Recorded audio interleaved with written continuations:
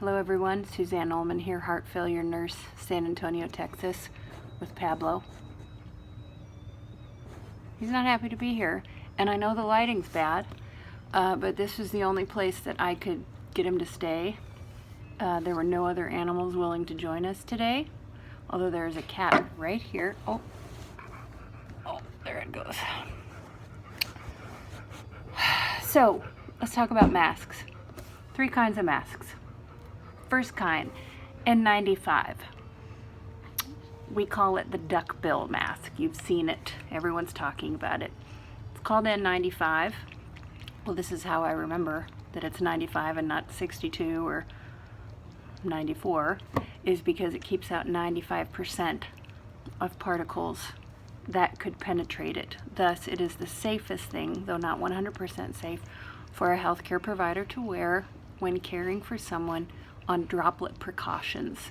And this is a droplet-borne virus, as we all know, since we've been talking about things like respiratory hygiene more than anybody has ever said the words respiratory hygiene.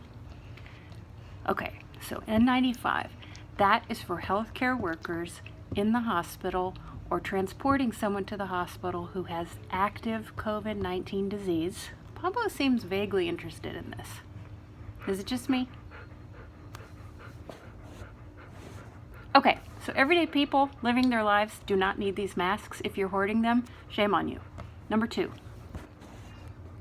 surgical masks. So these are the kind of bluish ones that you see. They wear them in the OR. You don't need to wear an N95 in the OR while you're performing surgery. What you're doing is blocking your own respirations and horrible breath. And let me tell you, if you wear a mask for any period of time, breath is bad. We smell. Okay, so those are synthetic. They block some things. And if you go to the hospital and are being tested for COVID, they will probably put one of those masks on you, okay? You don't need those in your everyday life if you're keeping a distance from people and you don't have the disease and you don't have symptoms. He is so down for this. He's like, finally someone's talking about masks. Okay, so we've done N95, the duckbill, 95% of particles.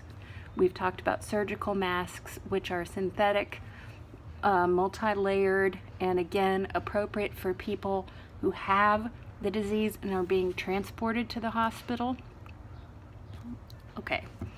3, face masks that are being hand sewn and made at home by thousands of people. Just wonderful. If you're frustrated that your hospital isn't accepting them, please don't take it personally. It's because they are not appropriate to the standard of care for either a patient coming in who has active infection, thus they would wear a surgical mask or a surgical face mask, nor are they appropriate for protecting healthcare workers treating infected people with the active disease like the N95, okay? However, they are totally an appropriate project for people to be working on because, in my humble nursing opinion, when you put a mask on and you go out in public, you assume a certain mindfulness about your behavior, how much you're touching yourself, your nose, your mouth, how much, please don't make jokes about the fact I just said touching yourself, how much distance you're keeping from other people, how much time you're spending out in public getting necessities rather than at home. And people are making absolutely beautiful masks. They are better than nothing, but they are made out of fabric, and fabric is permeable, and it certainly isn't a molecular blockade for something as tiny and microscopic as a virus.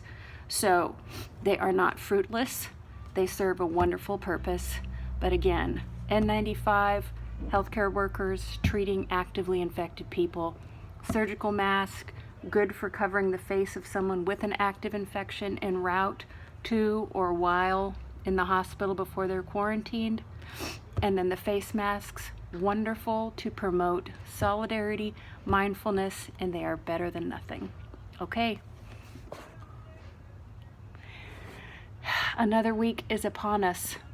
I send love, I send endurance, I send wit, and I send the peace and groundedness of Pablo.